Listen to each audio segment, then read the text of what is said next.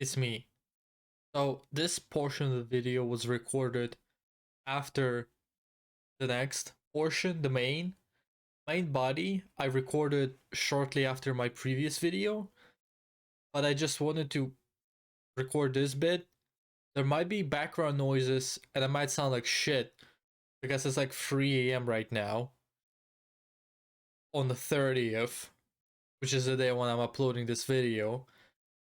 But I just wanna say, like, Netflix, the fuck you doing, Netflix? Like, I am black pilled as it is. Like, I'm a communist. Like, yeah, I'm black pilled. Thanks. Life is shit and all that. But like, Netflix, why? You don't have to do that thing. I don't know. Like, everyone knows. I'm talking about the fact that like 12 episodes of JoJo Part 6 are dropping on December 1st, which is tomorrow, while the actual anime not translation series will begin on January like 8th, 9th, I think, in Japan. And so it's like, it's just weird, and some people say that it's fine, but like, motherfuckers, you do understand that this means that most likely what's gonna happen is that we're gonna have 12 episodes on December 1st, and then we're not gonna have episode 13 until, best case scenario, March, if Netflix decide to drop a second batch 1 month earlier than it's supposed to come out in Japan. And worst case scenario, we have to wait until April for episode 13 to drop. And not only that, but it also absolutely fucking kills the community watching experience of JoJo. You no longer have to wait for the Fridays to watch it. There's not going to be proper episode discussions. They're still going to exist, but they're not going to be as lively, you know? And same with reaction channels. It depends on people, but like, people love watching reactions, you know? And so, but now, like, what the fuck is gonna happen? Everyone's gonna post reactions like a week or two, and that's it, and then fucking nothing until like March or April 2022. It's just so stupid. Like, I don't. Netflix, you fucking cringe. I swear, it's just so fucking stupid. Like, I didn't want to make a full video about this, but holy shit, I wanted to vent about that because that shit is fucking stupid. Like, big times. Don't make sense. No sense. Um. So yeah, enjoy the video, and I'll probably be doing JoJo Part 6 reactions in January once it starts to properly air in Japan, because I'm just gonna watch it. I'm just gonna watch it properly. I'm not gonna fucking binge watch 12 episodes in fucking 2 weeks and then wait until fucking April. Dude, what the fuck? This is stupid. The fucking stupid. Hi, it's me, your favorite boy, your favorite streamer, your favorite Satanist, and now your favorite political commentator, Jill, also known as One Grumpy Joe. It hasn't been 6 months, and this is the second video, which is an improvement. So, as I mentioned in the previous video, I'm going to start out by shilling out my Twitch. Here's my Twitch. Follow my Twitch.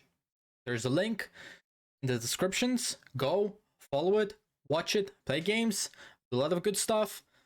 And, you know, as we all know, I'm obviously the most charismatic, the coolest, the best VTuber on the website.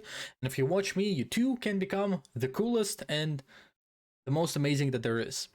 Of course, also feel free to follow my Twitter, because I post stuff there, such as when I go live, and I retweet a lot of memes and VTuber art and a whole lot of Yuri art. There is a lot of anime lesbians on my Twitter, which is a good thing.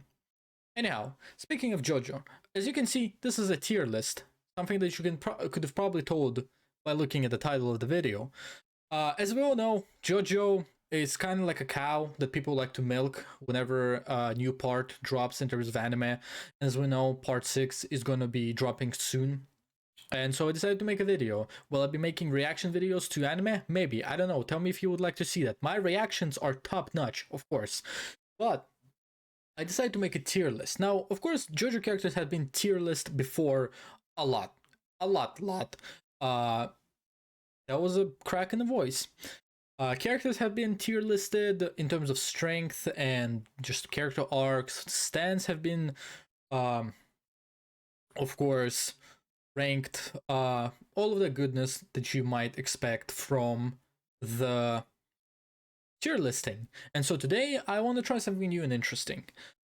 Since I did mention that I want to get more into the political content, today we will be ranking main JoJo and protagonists and antagonists in terms of a political review of their character. This is political tier listing of JoJo characters. Fun for the whole family and totally not controversial. So, of course, first of all, we will begin with none other than Jonathan Joestar. As we know, Jonathan Joestar, the first JoJo, arguably a cliche character, but given the time when he was written, a lot more interesting, of course. He, of course, is going to go into the T tier, which stands for trash, because as we know, Jonathan is British and he's royalty, he's rich, which, of course, means that he's trash and should be hated and killed on the spot. After him, we have Joseph Joestar of Part 2. Now, he is rich, just like his grandfather, and he goes on to build a rather big I think he has like a something to do with oil, does he not? I don't remember. It is mentioned in like part 4, I want to say. But still, despite being rich, when we see him in part 2, he's of course not about that rich lifestyle. He's just walking around in New York, he's American, and just having a good old time. His mom is really hot, which is also a big plus. And of course, with age, in part 4, he wasn't as great.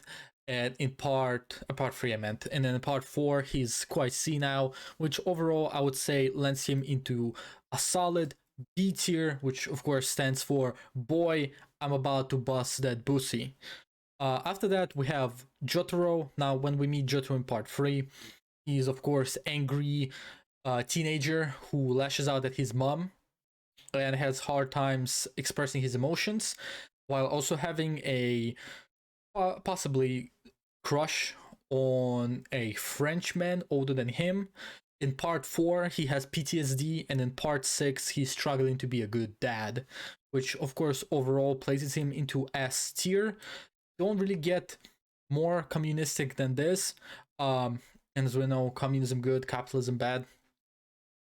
You do get a little bit better, as you can see. There's of course triple S tier, but there's like for very special characters. For the most part, you don't get higher than S, and of course you don't get more.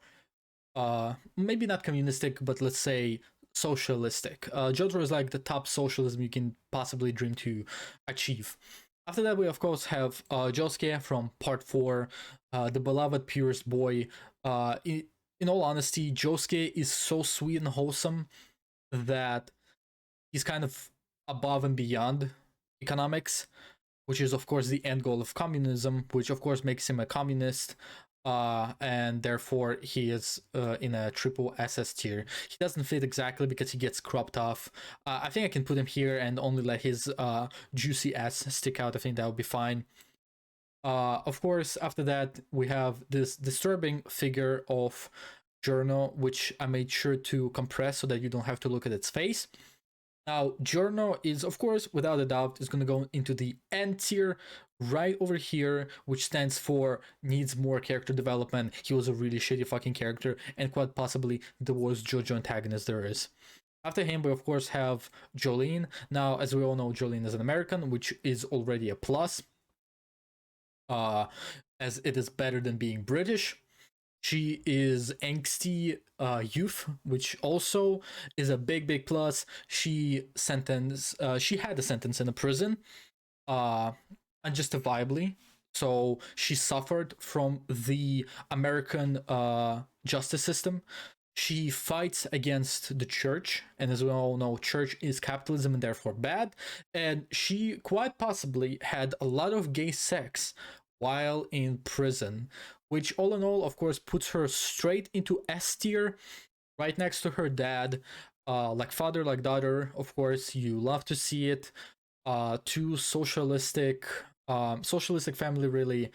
uh they even have horrible relationships, as all socialistic parents and children do. Doesn't get more beautiful than that, really. After that, you of course have Johnny from part 7, the beautiful boy with the beautiful blue lips. Now Johnny is, as we all know, a cowboy, quite literally. Part 7, spoilers, takes place in the Wild West after the reset of the JoJo universe. And in this universe, Johnny is a cowboy, which, of course, naturally would put him straight into the T tier next to Jonathan, because as we all know, being a cowboy is essentially being anarcho capitalist, which it doesn't really get worse than that. But we will put Johnny into C tier for, of course, being a cripple. And last but not least, the newest addition to the JoJo protagonist is Gappy. And I took this picture, I really beautiful picture. I would like to focus on that. It's Gappy in like yellow rendition of his outfit. Really beautiful. You don't often see yellow used so predominantly as a main color. Love to see it. Really stylish, really glamorous. It also has kind of like a Lovecraftian vibes with, like, King in Yellow. Now, as we all know, Gappy is of course a fusion between Universe Reset, Josuke and Kira, which of course means that he's a physical representation of gay marriage, which is very socialistic, because as we know, socialism is when government does stuff and when you also gay. So because of that, Gappy of course goes straight into the S tier. Now after that, we have our JoJo villains, Jo villains, if you wish. Now, we're gonna start, of course, with Zeo. Zeo is another complex character, just like Jotaro, at who you need to look across multiple parts. He has a part to play in part 1 and then in part 3, and the personality that he displays is very different. There are some common threads that he showcases, but for the most part, of course, he was a fast character. There's of course bits of him in part 6, which canonically took part before part 3, which also should be considered when thinking about his character overall. That doesn't of course change the fact that he was British, which is bad, but he was a poor Brit, which is good. But overall, because he was a poor Brit who then became more corrupt with power and greed as he became more powerful and popular and beautiful and gained more followers. All of that, of course, lands Zeo straight into H tier right here, which of course stands for Hassan. After that, we have Cars from JoJo Part 2. Of course, Pillarmen were the main antagonist in part 2, but we're gonna look at their leader, Cars, who is considered the main antagonist of part 2. And I mean, Cars, of course, naturally go straight into triple S tier.